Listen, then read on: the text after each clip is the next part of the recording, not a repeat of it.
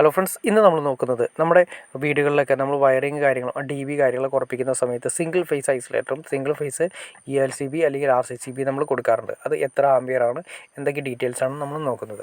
ഇത് നമ്മൾ ആദ്യമേ തന്നെ നോക്കുന്നത് എന്താ വെച്ചാൽ RCCB ഐസൊലേറ്ററുമാണ് നോക്കുന്നത്.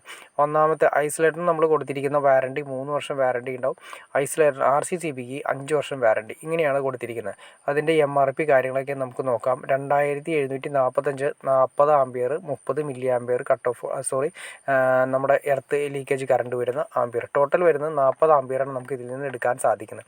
V-ഗാർഡിൻ്റെയാണ് RCCB കൊടുത്തിരിക്കുന്നത്. ഇതിൻ്റെ പ്രത്യേകത എന്ന് വെച്ചിട്ടുണ്ടെങ്കിൽ നമ്മൾ ഇതിൻ്റെ അകത്തൊരു അതിൻ്റെ കറക്റ്റ് മാനുവൽ കാര്യങ്ങൾ പോലെ തന്നെ ഒരു കാർഡ് ഉണ്ട്, ജസ്റ്റ് അതിൻ്റെ പേപ്പറുണ്ട്, ELCBയുടെ പേപ്പറുണ്ട്.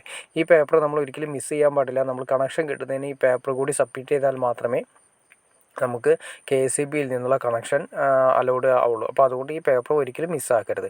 ഈ പേപ്പർ അതിൻ്റെ അകത്ത് കറക്റ്റായിട്ട് മാർക്ക് ചെയ്തിട്ടുണ്ടാവും. അതിൻ്റെ അകത്ത് സീരിയൽ നമ്പർ കാര്യങ്ങൾ, അതായത് നമ്മൾ വെക്കുന്ന RCCBയുടെ ISI സർട്ടിഫിക്കേഷൻ കാര്യങ്ങളൊക്കെയാണ് വേണ്ടത്. ഇതെല്ലാം നമ്മൾ നമ്മുടെ പേപ്പർ വർക്കിൻ്റെ സമയത്ത്, അതായത് കണക്ഷൻ എടുക്കുന്ന സമയത്ത് പേപ്പർ വർക്കിൻ്റെ കൂടെ നമ്മളിത് മസ്റ്റായിട്ടും അറ്റാച്ച് ചെയ്യേണ്ട ഒരു ഡോക്യുമെൻ്റാണ്.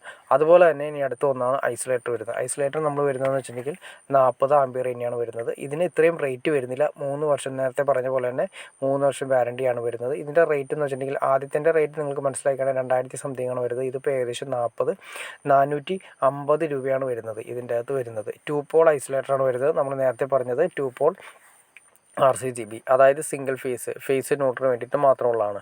അതായത് 3 ഫേസിന് വരുന്ന സമയത്ത് 3 ഫേസ് ഒരു ന്യൂട്രമാണ് വരുന്നതെങ്കിൽ നമ്മുടെ സിംഗിൾ ഫേസ് വരുന്നത് 1 ഫേസും 1 ന്യൂട്രമാണ് വരുന്നത്. അപ്പോൾ അതുകൊണ്ട് അതിന് 2 പോളാണ് വരുന്നത്. അതുപോലെ തന്നെ 2 ഐസൊലേറ്ററും വരുന്നത് 2 പോളാണ് വരുന്നത്. ഇനി നമ്മളിത് സിംഗിൾ ഫേസ് DBയിൽ ഉറപ്പിച്ചതിന് ശേഷമുള്ള രീതി ഒന്ന് നോക്കാം.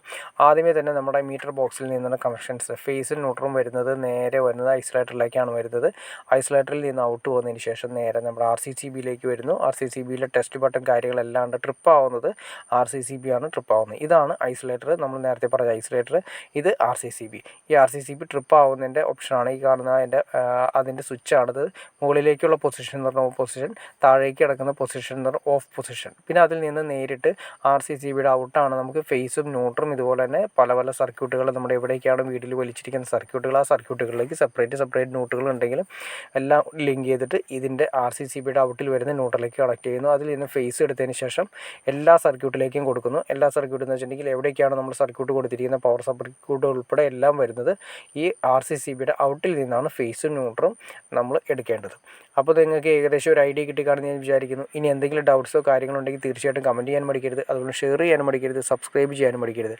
ഓക്കെ ഫ്രണ്ട്സ്, അടുത്ത വീഡിയോയിൽ കാണുന്നവരെ ഓക്കെ.